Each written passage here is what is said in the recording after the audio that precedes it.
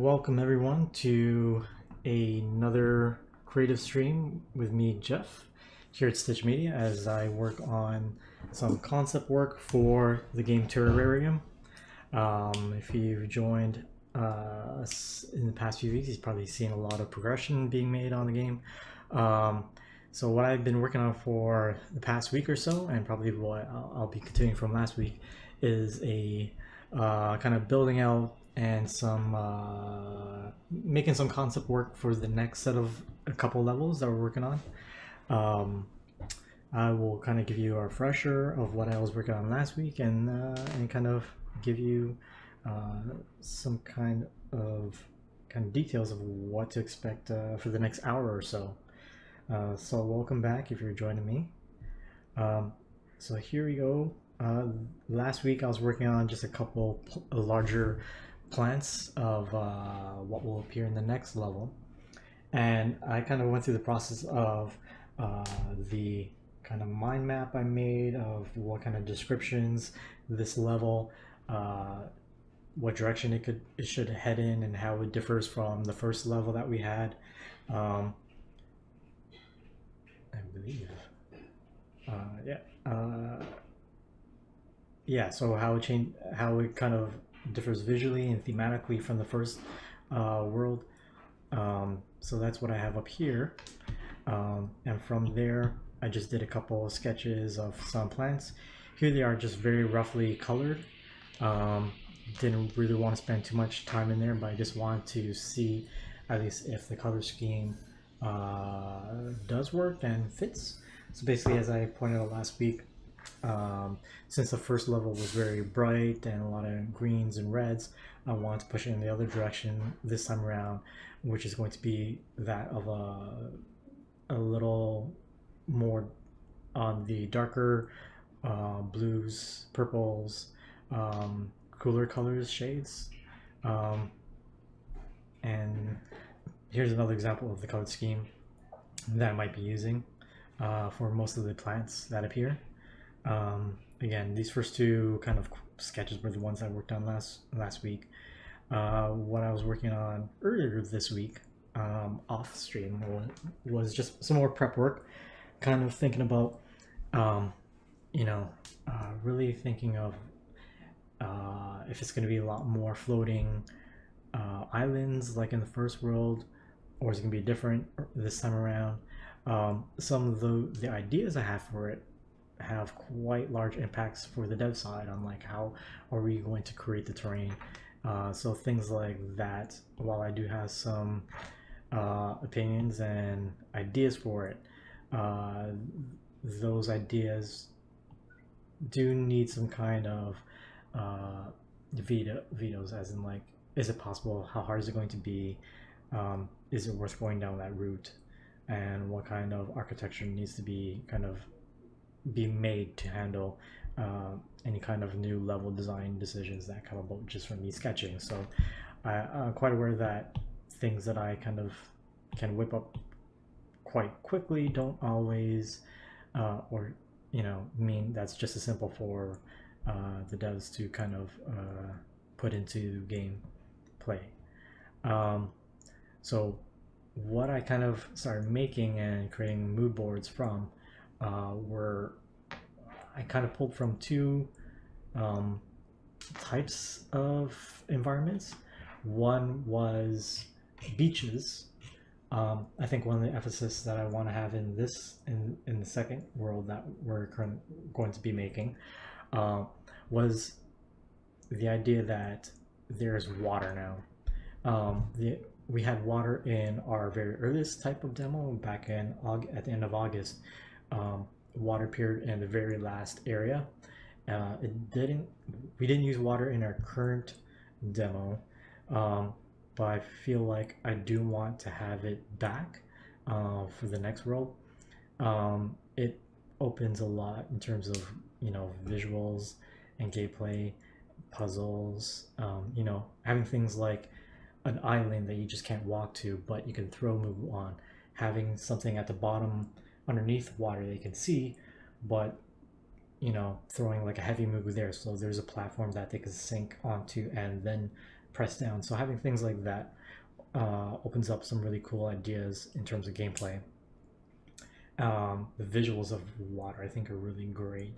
Having it to contrast against the rocks, foliage, and having something softer and translucent, those type of things I think would work great in the game. So while I don't yet quite have the okay that yes, all those ideas are perfectly fine and we can do them, um, I am kind of building toward having that play a larger part in the next level or two. Um, so that's one aspect of the beaches. The other thing I really want to pull from environmentally wise, bogs and swamps. Um, the first level felt very bright, very um, lively in a way, in the sense of like the plants themselves had this luster to them. Um, this next world, I want to have them feel a little more bulbous, not quite decrepit, but on there's something a little more gooey about them. Like when I think of swamps, when I think of bogs, I think of you know not quite festering things, but also not quite uh, bright, airy, luscious, um, you know plant life. Something I usually think of fungus. I think of um, I wouldn't say weeds either, but just these thicker formations that kind of grow on other plants or trees. So that's what I'm kind of doing here. If you were to look my sketches, um, I want to have the both the rocks, the and the plants that appear in this level to be a bit more um, of the rounder shape. Sorry, I'm just putting board on this side so I can see any comments that come in. But yeah, I wanted the shapes to be different also. I want contrast from what came before. So not just color, not just mood, but now also shapes. So when I think of first level, I think of like hard angled plants and hard angled rocks. So even though we're gonna have that kind of little poly style where you can see the polygons that make up an object, I still think there's enough room to make objects still seem low poly but also round. So that's what I'm doing with these plants right now. These I would consider more like medium shaped plants that populate the world. You'll see them a lot, but at the same time, I don't think they're more of the interactive type of plants. When I look at the plants that I did last week, these two, I think these are more of the, I think of more like architecture of the world, larger giant plants that need more of your attention. Maybe you can interact with, versus the smaller decorative plants, which are these guys. Like this one, again, it just sits in the water. Maybe it just it spews a few things, but maybe it's just like we do 2 or 3 different versions of this plant that sits in the water and doesn't really do anything except make it more pretty in its own way. Then you have these guys, which are maybe slightly larger, and if I were to actually just pull up the gardener, sure, here we have my very rough gardener that I was using for scale. So if the gardener is this height and it's like the plant itself are like twice as big as a gardener and multiple times the size of a mugu, how would the world start to feel if plants were that size? What if the gardener was this size and now they're absolutely just kind of tiny compared to the plants? How would that look? And same like this, it's not as detailed now. It's kind of hard when I scale things up this size. But what if it was about 80% the size of of the gardener? What type of feel would these plants have then? So even though I do have a rough, um, even though I did kind of sketch out all these kind of what I think of as medium size or smaller plants, um, there's still a lot of room to decide later on what size should these be. Should the ones up top row be rather large? Should the ones on the bottom row be um, you know smaller or the exact same size as gardener? So that there's a lot of room to kind of make those decisions. Um, and then there are things like rocks. Um, if you've seen our first level, you see like that we use rocks quite a bit to build out the levels. They're easy to transform, duplicate, and build around. They're probably the most used item to make our levels. So I needed another way to do the same, have some kind of prefabs that can work in the same way to make level building quite easy. Um, showing the same plant model a dozen times in a small area probably wouldn't come off quite as nicely. Whereas if we use rocks that uh, look similar, but even if you stretch and rotate, they wouldn't look out of place. They could still work. I think that is what's happened. That's kind of like what I want to kind of figure out. That we need another environmental set of objects that we can quickly use to build out the level. So it still might be rocks. I'm thinking these kind of sandstone kind of rocks have been weathered a bit more.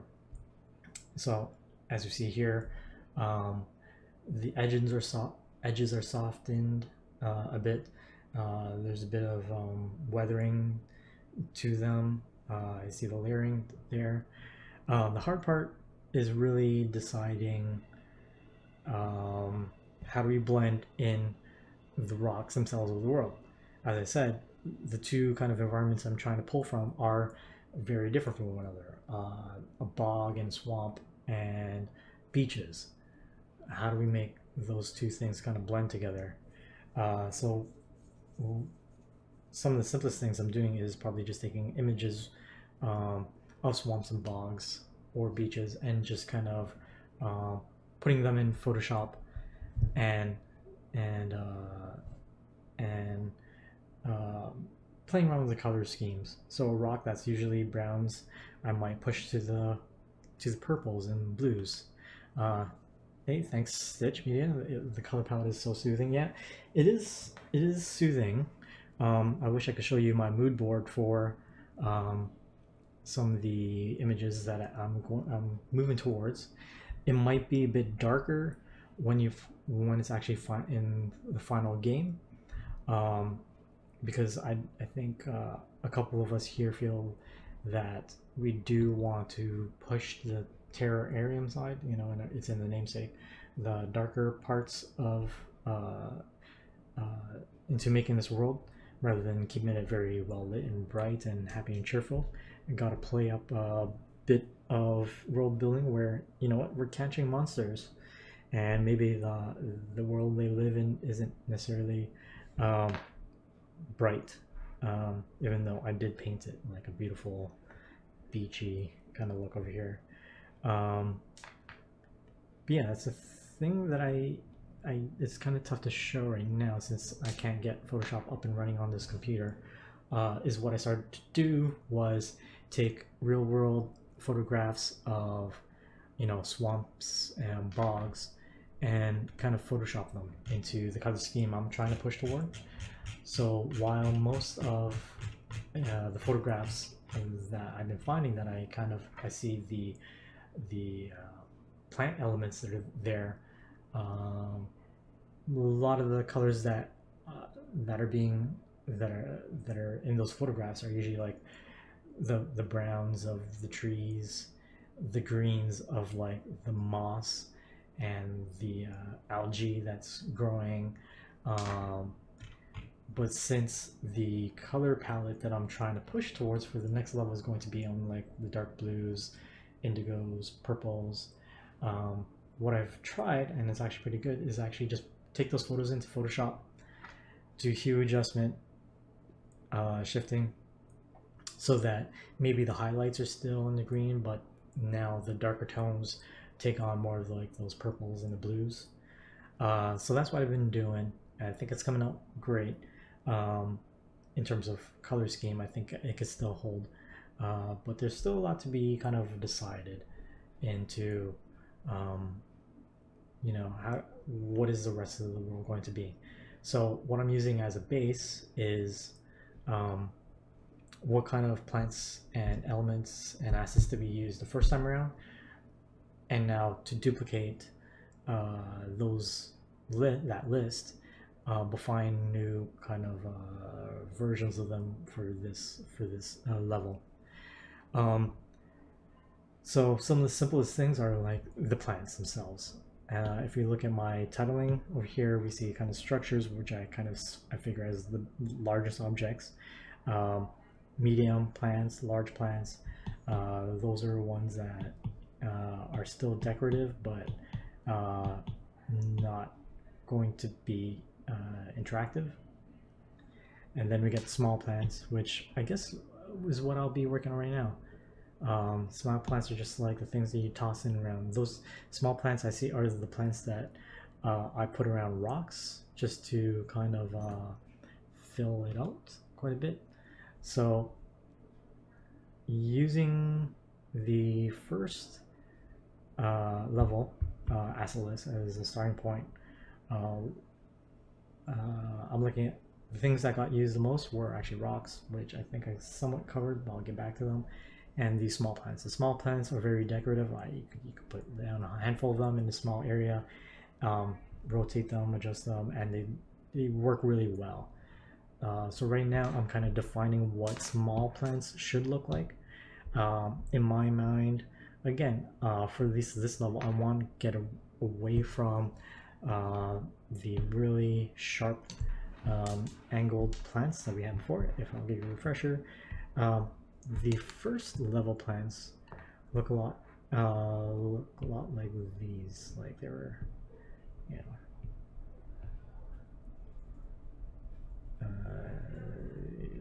these guys, which were like,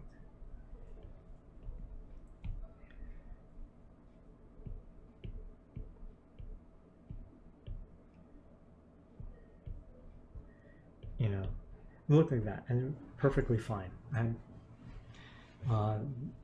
they look great, but at the same time, it's best to kind of make each world as distinct as possible, give it their own style and feel, and I think just by keeping the right shapes and angles to the plants, it really does kind of make all the plants themselves feel uniform.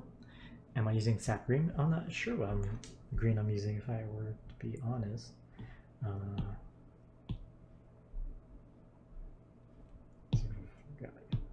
I could give you the hex, but I can't give you a name for them. But if I were to go do a weird thing like find a hexadecimal, and I can do this actually pretty quick, it might be actually kind of fun to check it out. I am using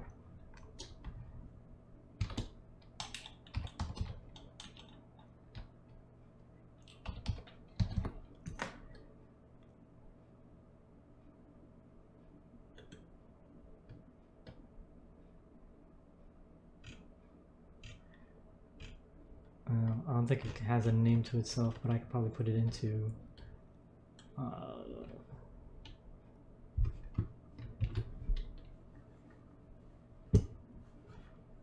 oh no, no, mouse died for a second there.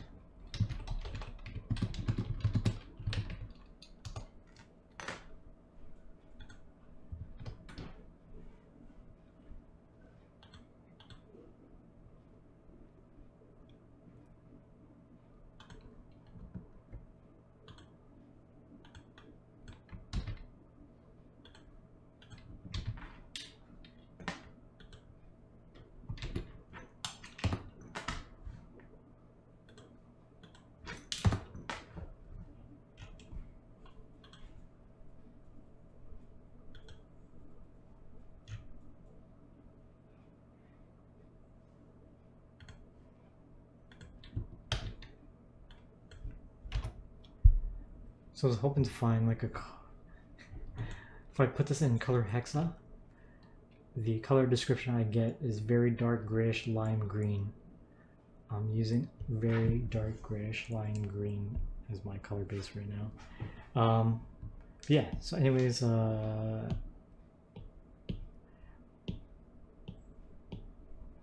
again, some of the stuff I'm trying to do is how do we kind of color, what colors do we use, but also how do we color them. So one of the things I want to do right now is kind of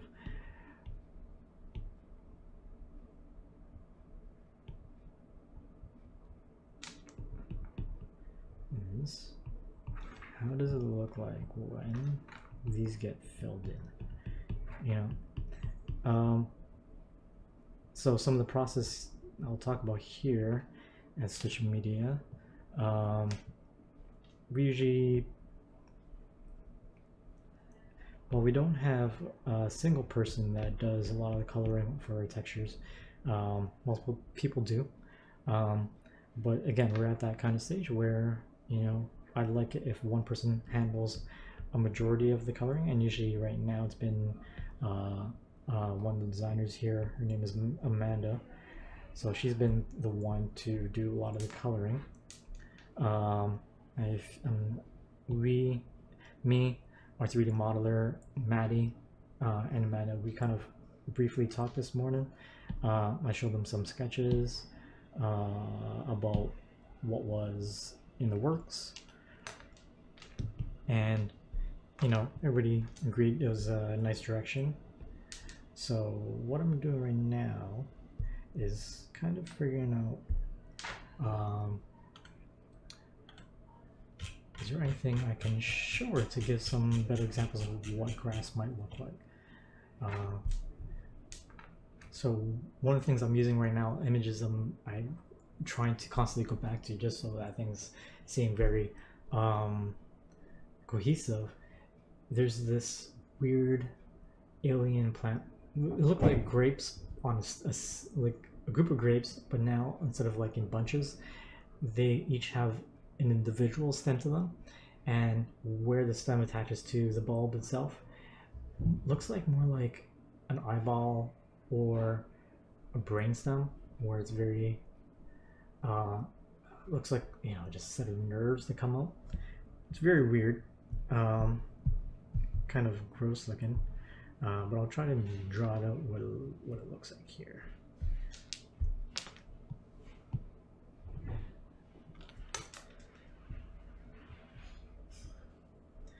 So, not that I think that these plants necessarily should look like this, but it's a nice time to experiment.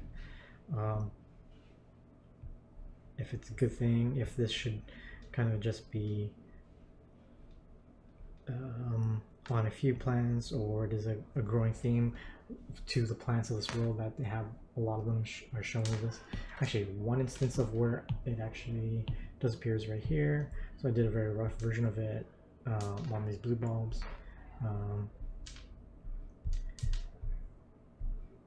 And kind of putting it out here. How does that look? So it is kind of gross looking. Hello, thank you.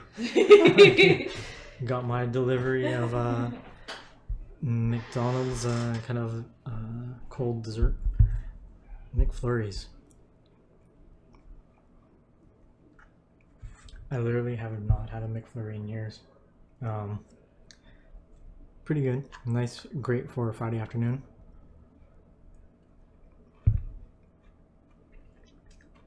It's Oreo, by the way. Yeah, so right now I'm just testing it out. I'm not sure if I actually like it, or I'm talking about like the picture, not the McFlurry. But right now, just seeing if once these are all kind of clumped together, if it kind of works. So what I'm gonna do is duplicate that, have a whole new set. I can shrink these down. I'm going to make a new layer. So yeah, you guys are watching me paint grass. Hopefully you guys don't mind that that's the topic of today's stream, is painting grass.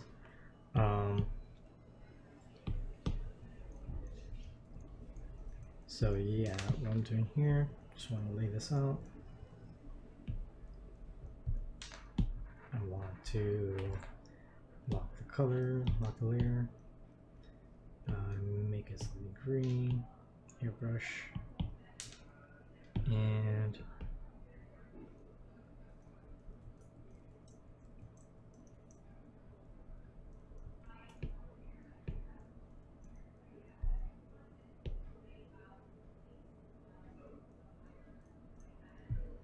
yeah, okay, so I have my little background, and I have my small plants, and I'm going to duplicate that a few times, turn them off.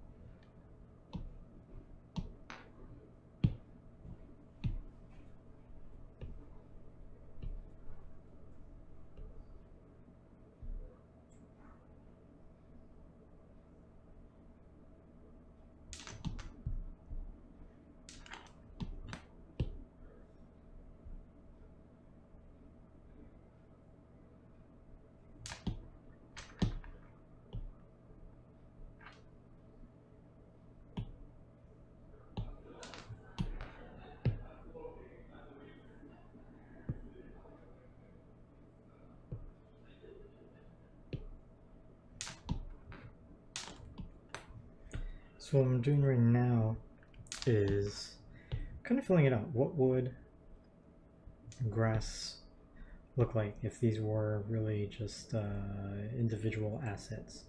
So like if I were to pull this kind of grouping and then place it over here, and then same thing with this guy. I want to maybe make it smaller and then move on. Then maybe, how do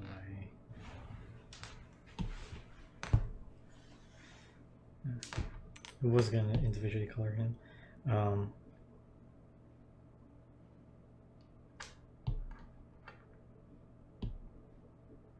So I still have him hide. I still have him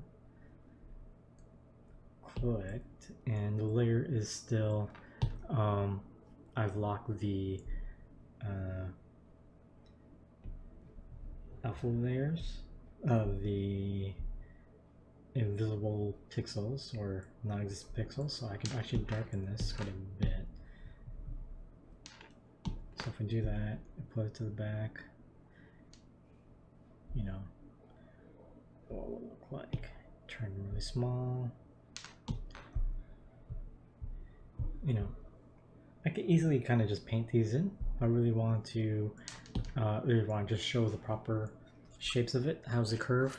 How does it look compared to like the straight blades of grass?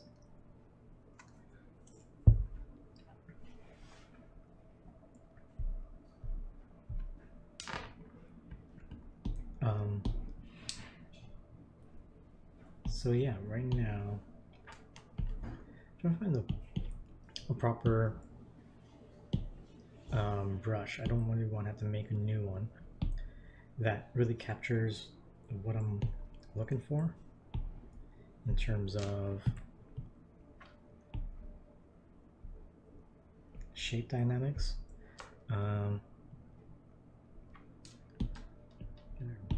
Brush, we can see.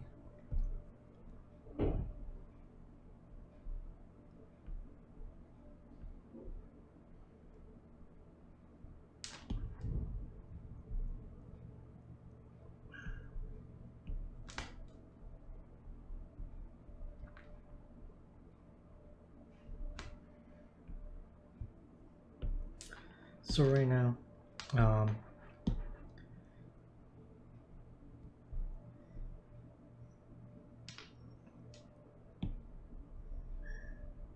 just trying to make the colors work.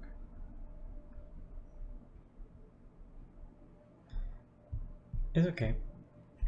I know it's a very small thing to show blades of grass or paint them. Well, I think it's really important that once we get to the step uh, of making the assets, modeling them for the next round, I think it's really important that things like this are indeed kind of figured out, because things like grass, since this is probably going to be the one of the kind of types of assets that we see consistently throughout the level, they will tend to really have a subtle, probably subconscious, work on subconscious and build out how you feel about the level. And so even though they're probably gonna be the smallest things that you'll see within the game, as a whole, they will have quite a large impact on how you view the level. So it's really important to really say that yes, this is what grass looks like on this level, even though it's kind of weird to say. But it's important to get those shapes kind of determined now. So what I'm looking at right now are, or actually where I'm pulling from to get away from like the straighter edged ones from the first version. These ones, when I'm thinking about the shapes themselves, I'm thinking about coral reefs, anything that's soft that has this kind of they look like, I'm thinking branches or rounded branches. How can that kind of come about? And so when I look at nature, I'm looking at things like that. So if I were to even like do right now, duplicate this tab and look up coral reef.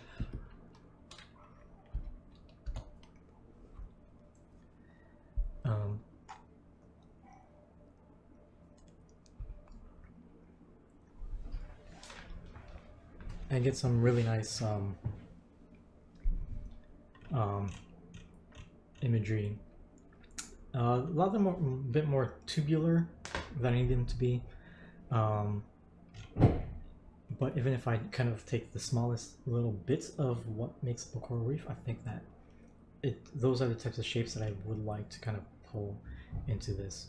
I know it's not the most, it's not what you'd expect if you were to first think of what a swamp is or a bog, but those are the type of, again, the kind of shapes I want to have throughout. Because again, I am pulling from a beach too. Like the other side of this level kind of influence is going to be, you know, what kind of things do you find on the beach. So that's kind of where I'm pulling from.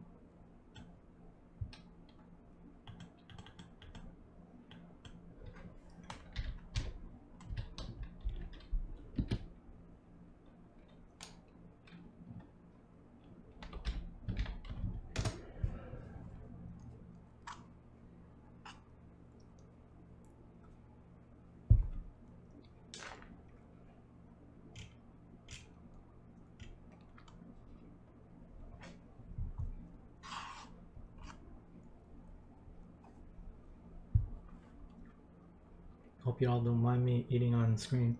I don't want to make this McFlurry just totally melt while I'm here.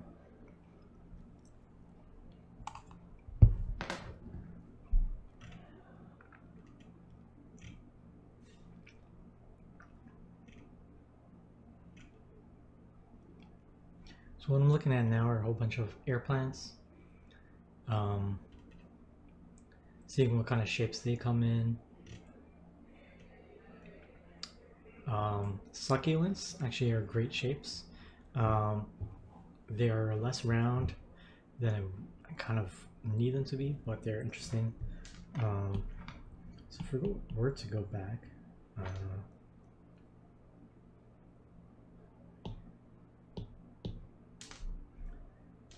so name it small plants.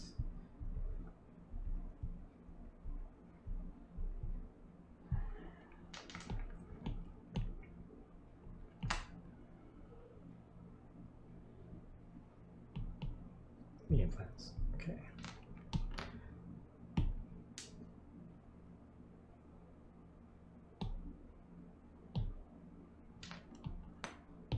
So this one was originally done for water. I'm probably going to draw another set that might be for water, but possibly not. Mostly what I want to do now is think of what would a smaller plant look like. Less detailed than my large size plants. What would these look like? So again, I'm thinking about shape.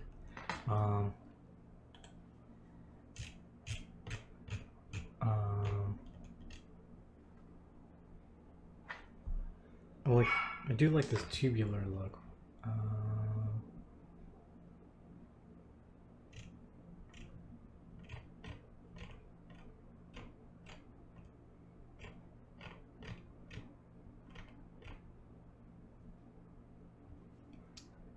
What kind of things I find on the beach or swamp or coral reef? Those are the type of shapes I'm looking for right now. Things that appear partly aquatic, life. So these are small guys, so maybe I'm looking for something very simple, as in like they should be really easy to model. They don't require a lot of detail. So if I'm thinking about water again, thinking about simple shapes.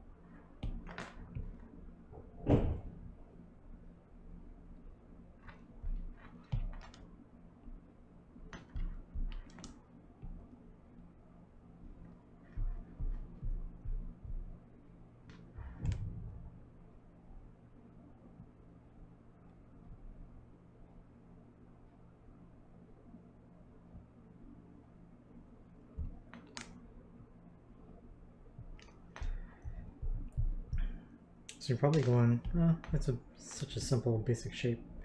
But that's kind of what would be neat for the scale of plant that that's still kind of not fleshed out.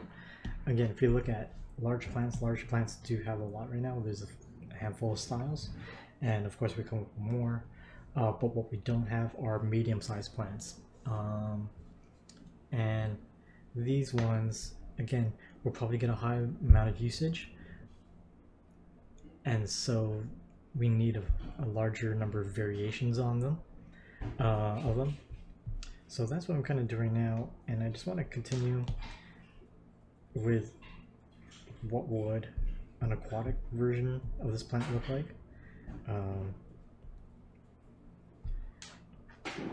Cut that off there and draw in some ripples.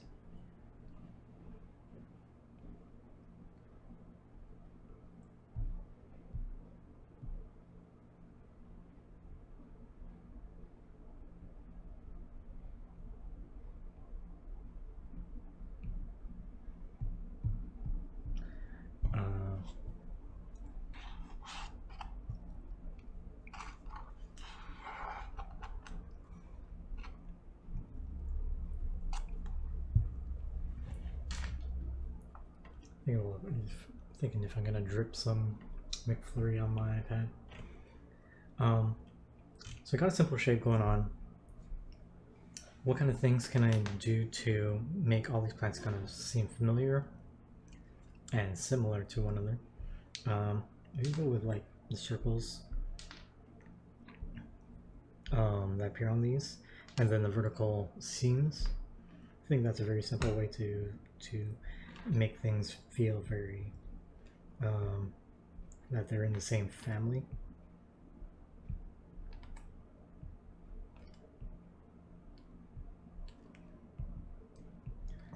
again, I don't really want these to be too detailed and too hard to model. They're strictly meant to just be kind of filler. So that's why I'd rather stay away from putting too much detail or adding a lot of leaves coming out of it, or smaller little details that might be time consuming to model, and they will never make that much of a visual impression, because these will probably appear quite small anyways.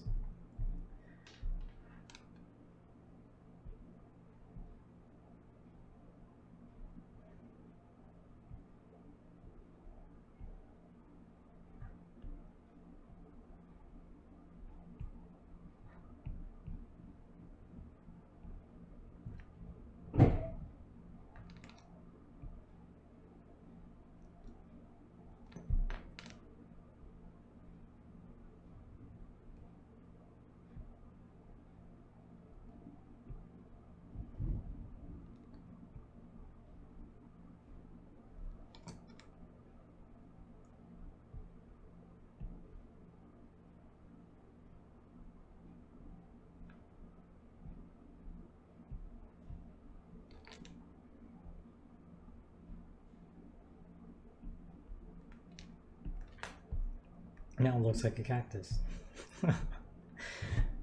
Yeah, it has the same shape of cactus. What if it's like a water cactus? Maybe like that.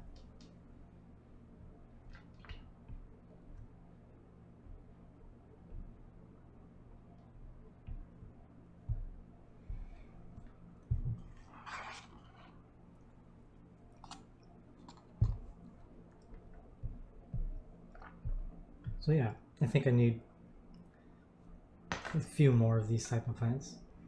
Again, trying to pull from real world plants, but exaggerate them a little bit. Although the more different types of pictures of plants you see, and especially probably like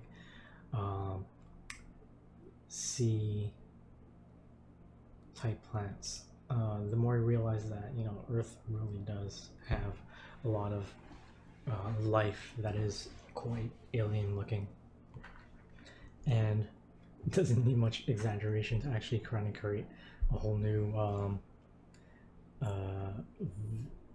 visual look. Everything is just quite beautiful when you start looking at kind of sea life.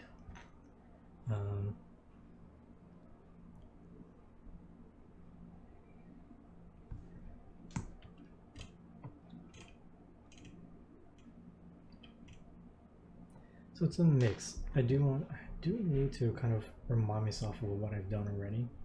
So looking back at the larger plants, what kind of things that I kind of use on them, and how can I take some of those same details and shrink them down into simpler plants, so they seem related. Maybe I do want a version of this tube guy on the bottom left. So what would a simplified version of him look like?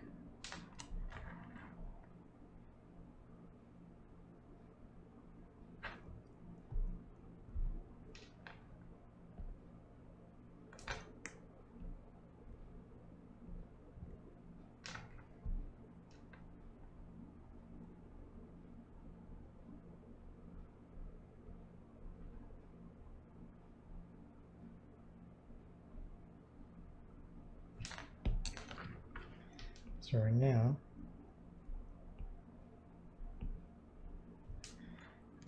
what I'm doing is taking those top bits, those top bulbs that are growing out of the tube, and kind of making an adolescent version of it.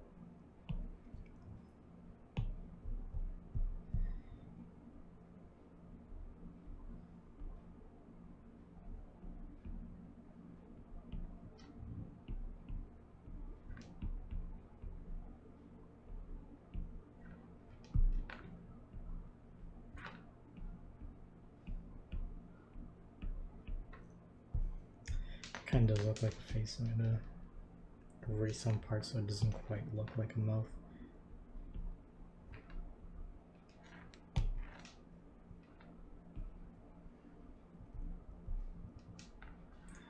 Then it has this kind of goo that goes around the body, the waist part. So let me kind of replicate that again.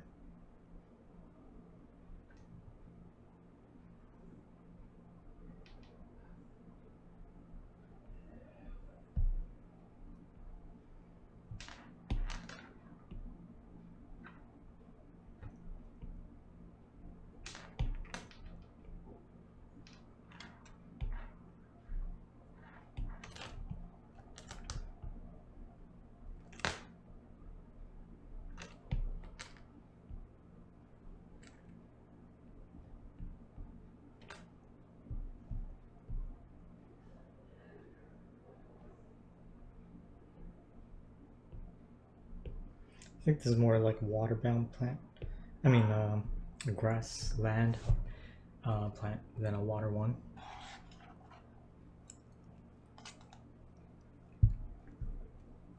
So I'll stick some grass below it.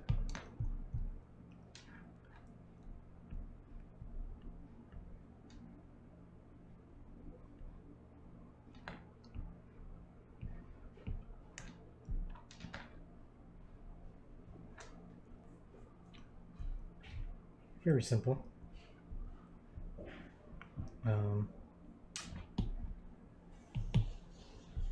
Again, I just want to keep things what doesn't look like they're in the same world, so that means kind of using the same kind of attributes, which are these curves to them. So that's what I'm doing.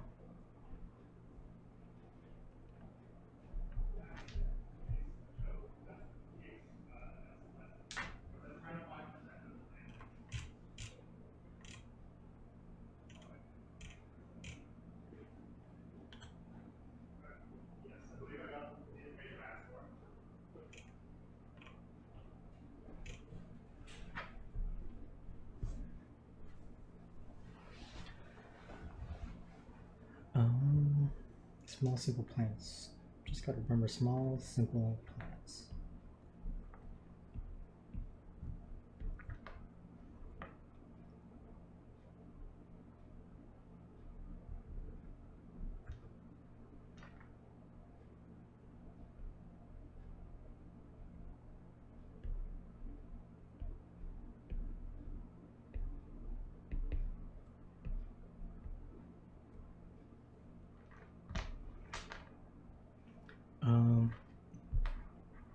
If we look at larger ones, part of the theme that I want to keep with for this level is that, yeah, they're dark, they're somewhat gooey looking plants, but I also wanted to have a very beautiful aspect to them when you kind of look. So each of them kind of have a small set of flowers going on them, which will have, you know, a nice golden pinkish kind of tone to them to really contrast with the blues, the purples of the plants themselves. And it's just that kind of duality of both something that's really off-putting mixed with something that's very beautiful to look at. So each of the plants should have that initial kind of this is that kind of initial response, which is like, ooh, kind of gross looking. But then when you kind of pay more attention to them and look closer, you're just like, oh, that's very beautiful, because it has this kind of very beautiful plant that might look, you know, flowering thing coming out of it that might look like an orchid, that might look like a very cute set of leaves. So yeah, I'm just trying to make sure that every kind of plant has a little bit to them that kind of shines, that kind of emits light, that kind of just kind of tempers away the dark side of its color scheme. So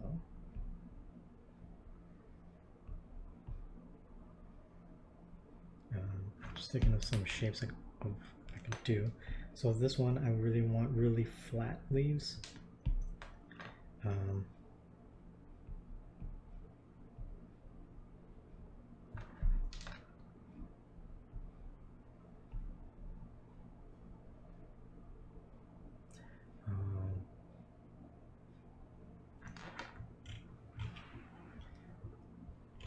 Great type of plant to put in the middle.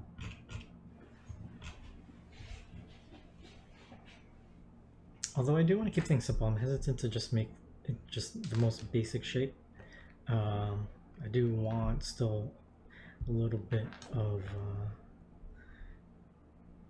level of intricacy to these. So maybe if we make a set of berries in this one.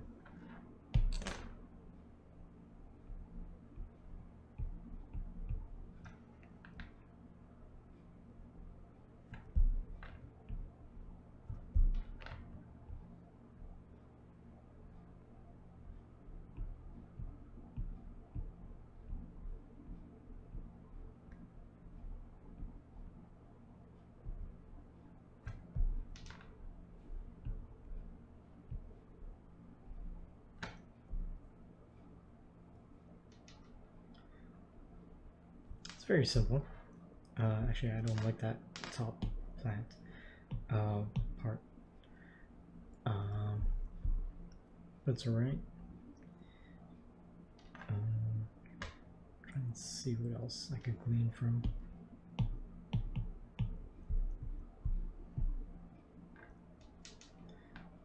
So again, it's that kind of like, how do I make it gross looking? How do I make it attractive?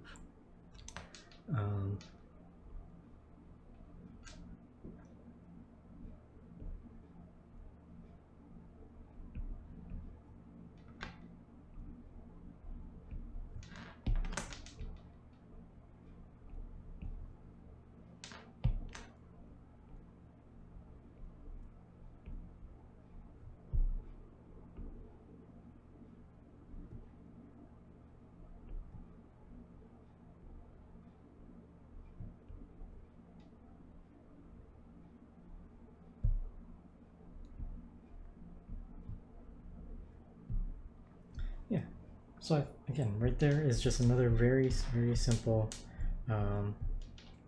plant that we can use. It has the curves that have been already established.